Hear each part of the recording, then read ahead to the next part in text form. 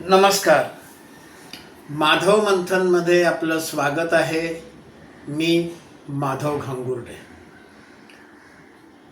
सन 2027 मध्ये नाशिकला कुंभमेळा होणार आहे. त्या कुंभमेळ्याची तयारी सुरू आहे आणि त्याच तयारीचा एक भाग म्हणून काही वृक्ष हलवणं वगैरे, त्यासाठी जागा मोकळी करणं असा विषय आहे. आणि वृक्षतोडीच्या विरोधामध्ये सध्या खूप चर्चा होते, आंदोलनात्मक पवित्रे घेतले जात आहेत. पण खरंच किती वृक्ष तोडली जाणार आहेत, किती वृक्ष स्थलांतरित केली जाणार आहेत, हे कोणीच स्पष्टपणे सांगत नाही आहे. कोणी म्हणे 1800 वृक्ष, कोणी म्हणे 2000 वृक्ष, कोणी म्हणे 1700 वृक्ष. म्हणजे आंदोलन करणारे सुद्धा एका भाषेत बोलत नाही आहेत, वेगळे वेगळे आकडे सांगतायत. सरकार सांगतायत की मोठ्या बुंद्याची मोठी वृक्ष तोडली जाणार नाही आहेत. काही छोटी वृक्ष ही स्थलांतरित केली जातील. जे स्थलांतरित करण्यासारखे वृक्ष आहेत ते स्थलांतरित केले जातील आणि त्यासाठी काही वृक्षांवर मार्किंग करण्यात आलेलं आहे आणि ही मार्किंग केलेली वृक्ष तोडली जाणार असा गदारोळ सुरू आहे. खरं वृक्षतोडीवरनं एखाद्या विषयामध्ये आंदोलन हा नवीन विषय नाही आहे. मग ते विकास प्रकल्प असो किंवा हिंदू परंपरांचा विषय असो, पर्यावरणाचा विषय हा सगळीकडे पुढे करून अडथळे निर्माण केले जातात. मग सरदार सरोवराचा विषय असो, काही वर्षापूर्वी 14-15 वर्षापूर्वीचा ही गोष्ट आहे. नरेंद्र मोदी तेव्हा गुजरातचे मुख्यमंत्री होते आणि सरदार सरोवराचा जो डॅम आहे त्याची उंची काही मीटरनी वाढवण्याचा विषय होता. त्याला मोठा विरोध मेधा पाटकरांनी केला. त्या उपोषणाला बसल्या. नरेंद्र मोदी देखील कशा प्रकारचं व्यक्तिमत्व आहे, जे करायचं ते करायचंच अशा प्रकारचा स्वभाव असणारं हे व्यक्तिमत्व आहे. त्यामुळे त्यांनी देखील त्या सगळ्यातून सरदार सरोवराच्या त्या डॅमची उंची वाढवण्याचा विषय हा पूर्ण केला. ही उंची वाढवण्यामुळे तिकडचे जे कॅनॉल होते, कालवे होते, त्या कालव्यातून सौराष्ट्राला पाणी देता आलं. सौराष्ट्रामध्ये शेती फुलली, सगळं हिरवगार झालं. तिकडचा शेतकरी समृद्ध व्हायला लागला आणि सगळं हिरवगार झाल्यामुळे तिथेही पर्यावरण वाढलं, पर्यावरणाचा दर्जा वाढला. मग हे पर्यावरण विरोधी आहे असं म्हणून जे आंदोलन केलं होतं, खरं तर पर्यावरणाचा विकास झाला आहे हे मात्र कोणाला दिसत नाही. पण विरोधासाठी विकास प्रकल्पाला विरोध करायचा.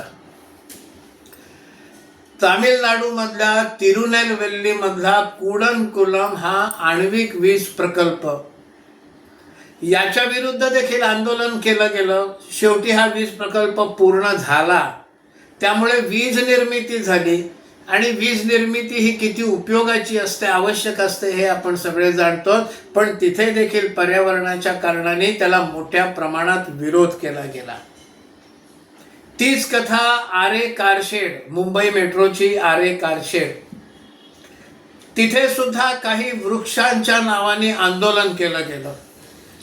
पण आरे कारशेड ही किती आवश्यक होती आणि किती उपयुक्त आहे हे त्या मेट्रो रेल्वेचं ॲक्वालाईनचं काम पूर्ण झाल्यावर लक्षात येत आहे. किती लोकांना त्यामुळे सोय झाली. मेट्रोमध्ये पहिल्या दिवसापासून येणाऱ्या लोकांची संख्या पाहिली तर लोकांना ती मेट्रो किती हवी होती हे लक्षात येत आहे. पण विनाकारण 2-2.5 वर्ष तो विषय रखडवला गेला प्रकल्प.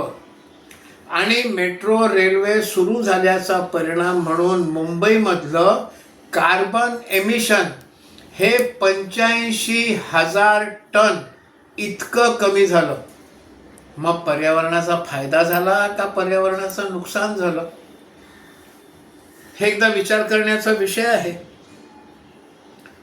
ग्रेट निकोबार प्रकल्प ज्या ग्रेट निकोबार प्रकल्पाच्या तिथे एक मोठं बंदर होणार आहे, त्या ठिकाणी ही वीज निर्मिती होणार आहे आणि तिथे जो प्रकल्प होणार आहे त्यामुळे मलाक्काची समुद्रधुनी, मलाक्का स्ट्रेटच्या मार्गे सागर मार्गाने होणारी व्यापारी गतिविधी, त्यातला एक मोठा भाग भारताला मिळणार आहे. भारताचा GDP, भारताची समृद्धी त्यामुळे वाढणार आहे.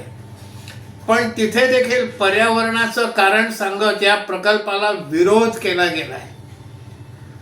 भारताला समृद्धी तर मिळणारच आहे, पण त्या मलाक्का समुद्रधुनीतनं पलीकडे गेलं की साऊथ चायना सी आहे. ह्या साऊथ चायना सी मध्ये चीनची दादागिरी चालते आणि त्यामुळे तिथे नजर ठेवण्यासाठी आपलं एक केंद्र असणं आवश्यक आहे. ग्रेट निकोबार प्रकल्पामुळे देशाच्या संरक्षण विषयाला देखील मजबूती येणार आहे. पण केवळ पर्यावरणाचं नाव घेत त्याला विरोध करणं हे काही लोक करतायत. लेख लिहिले गेले, त्यामुळे पर्यावरण हे खरंच कारण आहे का विकास प्रकल्पांना विरोध आणि त्यासाठी पर्यावरणाचा मुखवटा धारण करणं हे आहे, हे मात्र समजत नाही. सोनम वांगचुक हे पर्यावरणाच्या क्षेत्रात खूप मोठं काम करतात म्हणे. मग मी जरा नेटवर शोधलं यांचं पर्यावरण विषयक काय काम आहे.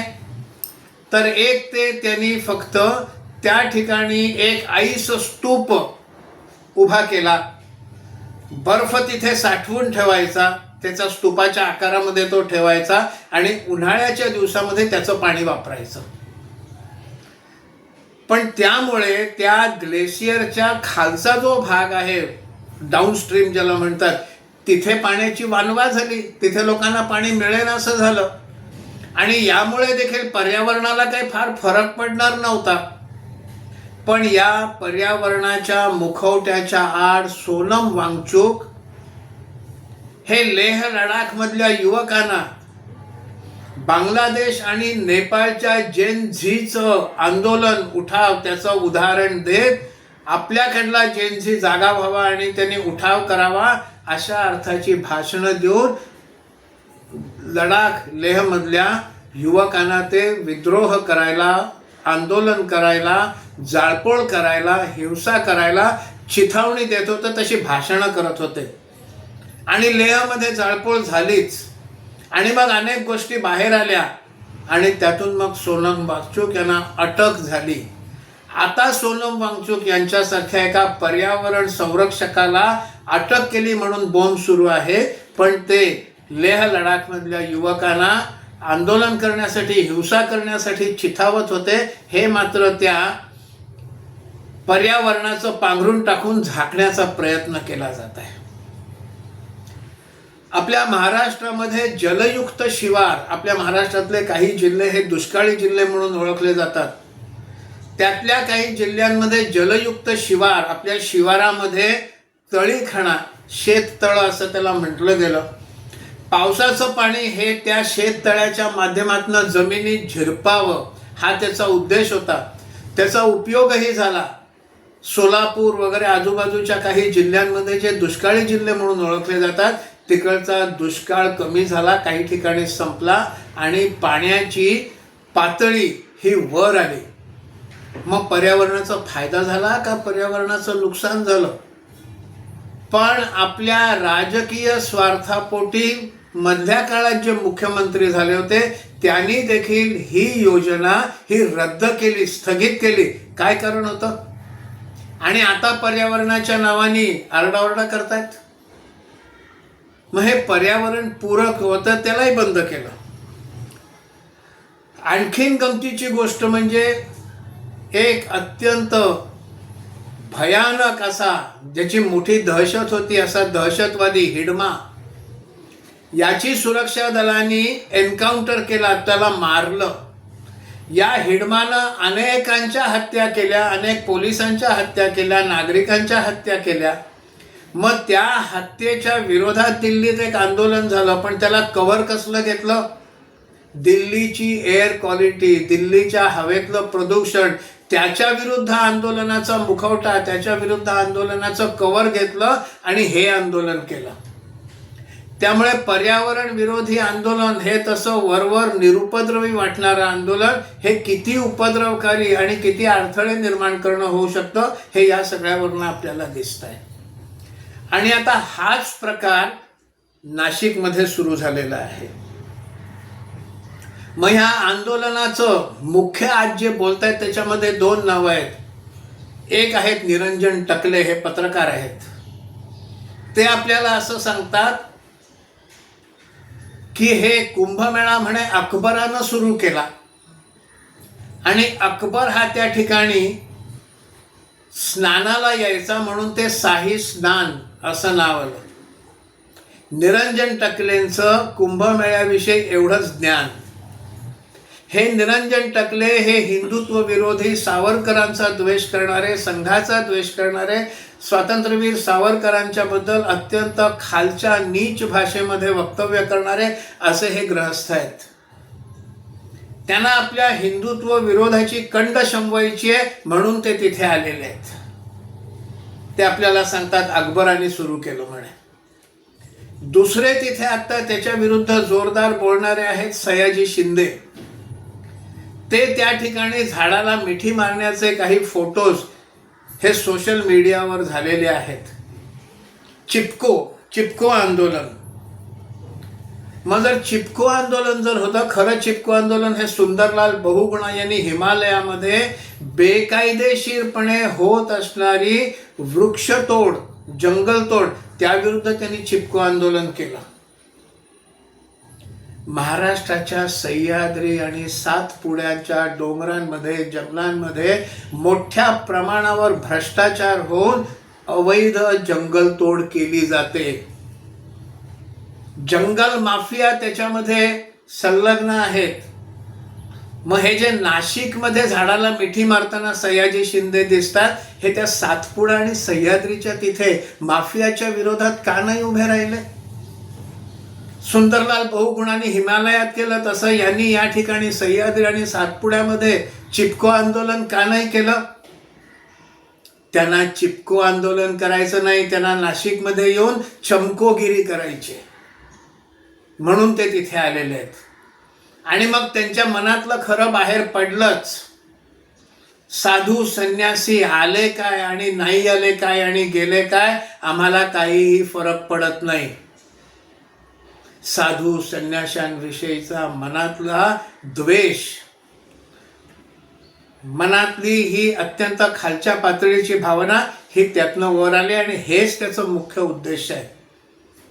मग त्यांना देखील सांगावं लागेल, तुम्हाला एखाद्या सिनेमात, नाटकात एखादी भूमिका मिळाली काय आणि नाही मिळाली काय आम्हाला काही फरक पडत नाही. आणि तुमचं एखादं नाटक आणि सिनेमा बघितलं काय नाही बघितलं काय आम्हाला काही फरक पडत नाही. आणि साधू संन्यांकडे इतकं तुच्छतेने बघण्याची गरज नाही. हे मी मान्य करतो की काही लोक साधू संन्यासीचा वेश घालून नशाबाजी करतात, गांजा ओढतात, हे मान्य आहे मला. पण याचा अर्थ सगळा साधू समाजच तसा आहे असं नाही. अनेक साधू संन्यासी आणि त्यांचे आश्रम हे अत्यंत चांगल्या प्रकारची कामं, समाजसेवेची कामं करतात, समाज उन्नतीची कामं करतात. आपल्याला हेही सांगितलं गेलं की ते साधू संन्यासी काय जंगलात राहतात, त्यांना राहुटी दिली की झालं. साधू संन्यासी आश्रमांमधनं राहतात, मठांमधनं राहतात, जंगलामध्ये श्वापदासारखे राहत नाहीत. हे लक्षात घ्या. त्यातले अनेक लोक हे चांगले सुशिक्षित आहेत आणि त्यांनी संन्यास घेतलेला आणि आपापल्या आश्रम मठांच्या माध्यमातून अनेक प्रकारची हे ते कामं करत असतात. अशा प्रकारचे अनेक संन्यासी साधू श्री श्री रविशंकर हे आर्ट ऑफ लिव्हिंगच्या माध्यमातून पुष्कळ मोठं काम करत असतात. माता अमृतानंदमयी या देखील एक संन्यासी आहे, त्याही खूप मोठं काम करतात. भारत सेवाश्रम संघ हे समाज उन्नतीच्या क्षेत्रात मोठं काम करतं. सत्यसाईबाबांचा पुट्टपर्ती येथील आश्रम आसपासच्या 100 गावांमध्ये त्यांनी पाण्याची व्यवस्था केली. तिथे एक ते हॉस्पिटल चालवतात, मेडिकल कॉलेज चालवतात. समाज उन्नतीचं काम हे सत्यसाईबाबांचं पुट्टपर्तीचं आश्रम देखील करतं. सद्गुरू जग्गी वासुदेव यांचं ईशा फाउंडेशन हे तरुणांची शिबिरं भरवतं, त्यांच्यावर चांगले संस्कार करतं, त्यांना सेवा कार्याचे संस्कार देतं. असे हे अनेक साधू संन्यासी हे या सगळ्या कामामध्ये आहेत. कांची कामकोटीचं आद्यशंकराचार्यांचं पीठ, कांचीपीठ, त्याच्या माध्यमातून अनेक ठिकाणी संस्कार असो, आरोग्य सेवा असो, अशा प्रकारची अनेक कामं हे कांचीपीठ देशभरामध्ये करतं. नेत्र रुग्णालय चालवतं कांचीपीठ, शंकर नेत्रालय नावाने. आणि आत्ता नाशिकमधले काळाराम मंदिर, त्याचे आत्ताचे मुख्य पुजारी आहेत सुधीरदास महाराज. ह्या सुधीरदास महाराजांनी फेसबुकवर एक पोस्ट टाकलेली आहे आणि तिकडची जमीन कोणाची, त्या मठाची किती जमीन त्याच्यामध्ये आहे, तिथे झाडं कशी आली, बेकायदेशीरपणे कशी आली, या सगळ्यावर त्यांनी एक फेसबुक पोस्ट टाकलेली आहे, ती जरूर पहा. हे सुधीरदास महाराज हे त्यांचेच वंशज ज्यांनी डॉक्टर बाबासाहेब आंबेडकरांना 1930 साली काळाराम प्रवेश नाकारला होता, काळाराम मंदिरातला प्रवेश नाकारला होता, त्यांचेच हे वंशज आहेत. आणि आज हे म्हणतात आमच्या पूर्वजांनी डॉक्टर बाबासाहेब आंबेडकरांना जो प्रवेश नाकारला त्या पापाचं मला क्षालन करायचं आहे, त्याचं प्रायश्चित्त मला घ्यायचं आहे. म्हणजे ती चूकही असते, मान्य करतात, तसं करायला नको होतं. आपल्या पूर्वजांची जरी चूक असली तरी चूक ते चूक हे म्हणण्याचं धारिष्ट्य हे त्यांच्यात आहे. आणि आज विश्व हिंदू परिषद आणि काळाराम मंदिर हे सर्व जातींच्या लोकांना, तरुणांना पुजारी पौरोहित्याचं प्रशिक्षण देतात. मग त्याच्यामध्ये जसे ब्राह्मण आहेत तसे अन्य बाकी सर्व जातींचे लोक आहेत ज्यांना दलित म्हणून संबोधलं जातं, अशी देखील मुलं तिथे घेतात. त्यांना त्याचं प्रमाणपत्र दिलं जातं आणि मंदिरांमध्ये त्यांची पुजारी म्हणून, पुरोहित म्हणून नेमणूक केली जाते. मग याचं कधी कौतुक कराल की नाही? ज्या ठिकाणी एकेकाळी बाबासाहेब आंबेडकर हे महार होते म्हणून प्रवेश नाकारला गेला, त्याच मंदिरात त्याच पुजाऱ्याच्या वंशज असलेल्या प्रमुख मार्गदर्शनानं हे पुजारी प्रशिक्षणाचं काम होत आहे. आणि हे विश्व हिंदू परिषद करते, हे बाकी दलित चळवळ करणारे कोणी करत नाहीत, स्वतःला पुरोगामी समजणारे कोणी करत नाहीत. हे इथे लक्षात घेण्याचा विषय आहे. हा विषय एवढ्यासाठी काढला की हा जो सगळा विरोध सुरू आहे, हा ज्यांच्या विरोध सुरू आहे ते काय करतायत. प्रयागचा कुंभमेळा 2 वर्षापूर्वी झाला आणि त्या कुंभमेळ्याची व्याप्तीचं उदाहरण आपल्या समोर आहे. किती व्यापक होतं, किती लोक आले. जवळजवळ 60 कोटी लोक हे त्या काळामध्ये तिथे प्रयागमध्ये कुंभमेळ्याच्या काळामध्ये येऊन गेले. एवढ्या मोठ्या प्रमाणावर जेव्हा लोक येतात, नाशिकला देखील प्रयागपेक्षा कमी असतील पण तितक्याच मोठ्या प्रमाणामध्ये नाशिकलाही लोक येणार आहेत. त्यांची राहण्याची सोय करावी लागेल, एक नगरच उभारावं लागेल. मग त्या नगरातलं अंतर्गत दळणवळण असेल, वीज पुरवठा असेल, पाणी पुरवठा असेल, राहण्याची व्यवस्था असेल, आरोग्य केंद्र असेल, त्या ठिकाणी भोजनाचे नाश्त्याचे स्टॉल्स असतील, या सगळ्याची व्यवस्था करावी लागेल. स्नानाची व्यवस्था करावी लागेल, स्वच्छतागृहांची व्यवस्था करावी लागेल, महिलांची वेगळी, पुरुषांची वेगळी, हे सगळं करावं लागेल. कुंभमेळ्याच्या काळामध्ये अनेक वेगवेगळ्या प्रकारचे कार्यक्रम आणि दिवस वेगवेगळ्या पद्धतीने पाळले जातात, त्याच्या व्यवस्था कराव्या लागतील. नुसतं 5, 50, 100, 1000 राहुट्या उभारल्या की काम होणार नाहीये. त्याची व्यापकता एवढी मोठी आहे. प्रयागचं उदाहरण आपल्या समोर आहे. किती कोटी लोक येऊन गेले आणि केवढं मोठं व्यापक केलं. 5-6 वर्ष आधीपासून त्याचं नियोजन सुरू होतं. प्रत्येक व्यवस्थेचा छोट्या छोट्या विषयाचा विचार केला होता आणि त्यामुळे एवढ्या मोठ्या संख्येने येऊन सुद्धा कुठेही अव्यवस्था झाली नाही, गदारोळ झाला नाही, गोंधळ झाला नाही, सुचारू रूपानं ते पार पडलं. हेच नाशिकला उभं करायचं आहे. नुसतं झाडं तोडली म्हणून आरडाओरड करण्या इतकं ते सोपं काम नाहीये. प्रयागचा कुंभमेळा संपला तरीही लोक येत होते आणि नुसते साधू संन्यासी नाही, समाजातल्या सगळ्या थरातले लोक हे प्रयागला जात होते. मग एवढ्या मोठ्या प्रमाणावर लोक येत होते, त्यांची व्यवस्था तिथे सुचारूपानं केली. तशीच व्यवस्था नाशिकलाही करावी लागेल. कुंभमेळा प्रयागचा संपल्यानंतर सुद्धा लोक त्या ठिकाणी येत होते आणि म्हणून ते जे सगळं व्यवस्था उभी केली होती ती आवरण्याचा जो कालावधी होता तो देखील पुढे ढकलावा लागला. ती व्यवस्था अजून काही दिवस ठेवावी लागली, कारण लोक येतच होते. कदाचित नाशिकला देखील हे होईल, त्याची तयारी करावी लागेल. नुसतं आपलं झाडं झाडं झाडं झाडं ओरडलं की होत नाही. पर्यावरण म्हणजे नुसतं झाडं नाहीत. पर्यावरणाला अनेक पैलू आहेत. कार्बन एमिशनचा मुद्दा आहे, एअर क्वालिटीचा मुद्दा आहे, plastic waste, single use plastic, e waste, हे अनेक पैलू, एफ्लुएंट ट्रीटमेंट, असे अनेक पैलू या पर्यावरणाला आहेत. मुंबई मेट्रो सुरू झाल्यामुळे 85,000 टन कार्बन एमिशन कमी झालं. हे एकच उदाहरण मी जे आता सांगितलं ते सांगण्यासाठी पुरेसं आहे. नाशिकला सुद्धा हे सगळं होईल. प्रयागच्या कुंभमेळ्यामुळे स्थानिकांपैकी अनेकांना चांगलं अर्थार्जन झालं. चहा विकणारे जे तिथे लोक होते, चहाचा स्टॉल चालवणारे, त्याचा जर ॲव्हरेज काढला तर चहाच्या स्टॉल चालवणाऱ्या प्रत्येकानं रोज 6,000 ते 7,000 रुपयाचा नफा कमावला.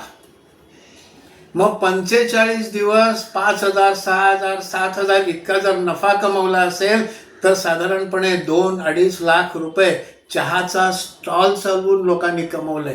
हे अर्थार्जन झालेलं आहे. पण हे पर्यावरणाच्या नावाने ओरडणाऱ्यांना लोकांचं अर्थार्जन व्हावं, लोकांकडे संपत्ती येईल याच्यात आनंद नाही. सौराष्ट्राला पाणी मिळालं याच्यात आनंद नाही. मुंबईची एअर क्वालिटी सुधारली याच्यात आनंद नाही. संरक्षणाच्या दृष्टीनं महत्त्वाचा असलेला ग्रेट निकोबार प्रकल्प होऊन देशाच्या संरक्षण क्षमतेत वाढ होणार आहे याच्यात आनंद नाही. सौराष्ट्राचा शेतकरी समृद्ध होणार आहे यात आनंद नाही. महाराष्ट्रातला एखाद दुसरा जिल्हा दुष्काळमुक्त होणार आहे याच्यात आनंद नाही. त्यांना प्रत्येक गोष्टीत खोडा घालायचा आहे, स्वतःला पुरोगामी म्हणत म्हणत. प्रयागच्या कुंभमेळ्यातनं हे लक्षात आलं की हिंदू समाजाची भावजागृती किती झालेली आहे आणि ही भावजागृतीच ही तथाकथित पुरोगाम्यांना सलते आणि म्हणून मग ते साधू आले काय नाही आले काय फरक पडत नाहीत अशा अर्थाचे उद्गार काढतात. हे लक्षात घेतलं पाहिजे. अशाच प्रकारची ही प्रयागच्या कुंभमेळ्यामध्ये देखील 2,000 कोटीची उलाढाल, आर्थिक उलाढाल व्यापाऱ्यांची झालेली आहे. कारण लोकांनी हॉटेलं बुक केली, खाण्यापिण्याचे जे स्टॉल होते त्याला पुरवठा करणारे, सप्लाय करणारे सप्लायर होते, त्यांचा देखील व्यापार झाला. ट्रान्सपोर्टर होते, त्यांचा व्यापार झाला. एकूण 2,000 कोटी रुपयांची उलाढाल झाली. अनेक लोक हे त्यातून समृद्ध झाले, पण याचा आनंद नाही. त्यावेळेला सुद्धा अनेक प्रकारचे नॅरेटिव्ह चालवले गेले. एवढे मोठं लोक, मोठ्या प्रमाणावर लोक येतील, त्यांची व्यवस्था नीट होईल का, चेंगराचेंगरी होईल का, काही झालं नाही. गंगा प्रदूषित होईल म्हणून आरडाओरड. नमामि गंगेचा प्रकल्प काही वर्षापूर्वी सुरू झाला. त्याच्या आधी वर्षानुवर्ष गंगा ही मळलेली होती, घाणेरडी होती. त्याच्यामध्ये अनेक प्रकारच्या अशुद्ध वस्तू येत होत्या. नमामि गंगे प्रकल्पाच्या अंतर्गत गंगा स्वच्छ केली गेली. त्याचं कोणी कौतुक नाही केलं. पण गंगा घाण होईल तीही झाली नाही, कारण सगळा गाळ रोजच्या रोज काढून त्यातनं ऑर्गॅनिक मॅन्युअर तयार केलं गेलं, तेही उपयुक्त आहे. अशा प्रकारच्या व्यवस्था प्रयागमध्ये केल्या. पण गंगेत स्नान केल्यानंतर पापमुक्त व्हायला होतं का? आम्हाला माहिती आहे पापमुक्त व्हायला होत नाही. पण मनाची शुद्धी, शरीराची शुद्धी आणि मनाची शुद्धी दोन्ही असतं, त्यातला तो एक भाग आहे. ही हिंदू परंपरा आहे. गंगा मळेल, नाही मळली.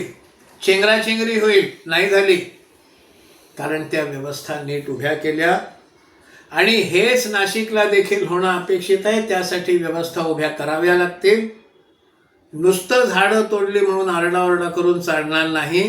जर खरंच झाडांची काळजी असेल तर ते सह्याद्री आणि सातपुड्याच्या जंगलांमध्ये जंगल माफिया जी बेकायदेशीर झाडं तोड करते, सुंदरलाल बहुगुणाने जसं हिमालयात केलं तसं तुम्ही तिकडे जाऊन करा. नाहीतर हे सगळं जे आहे हे नुसतं ढोंग आहे असं म्हणावं लागेल. हिंदू परंपरांना अपशकुन करण्यासाठी हे केलं जात आहे असं म्हणावं लागेल. प्रकल्पांना देखील अपशकुन करण्याचं काम ही मंडळी करतच असतात. त्यामुळे आजचा हा व्हिडिओ केलेला आहे. व्हिडिओत मांडलेला विषय जर आपल्याला पटला असेल तर कृपा करून लाईक करा. अधिक लोकांनी हे ऐकावं असं वाटत असेल तर कृपया शेअर करा. या व्हिडिओविषयी आपलं काय मत आहे, आपला काय अभिप्राय आहे, या व्हिडिओच्या कमेंट बॉक्समध्ये नक्की लिहा आणि चॅनल सबस्क्राईब करा. खूप खूप धन्यवाद.